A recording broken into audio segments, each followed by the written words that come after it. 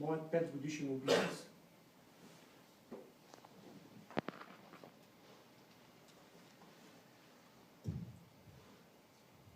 Моят 5-годишен убиец. Между децата до количката с сладолет, внезапно по усмивката го разпознах. Той беше бъдещият ми убиец. Едно момченце някъде към 5. Лицето му сияеше от прах. Кръстоска между кроманянец и ариец.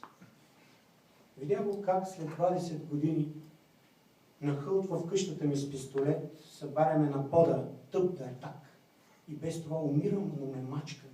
Отваря чекмеджетата подре, прибира всичко в скъсания сак и без да се обръща за късмет, изпразва в мене лъскавата си играчка.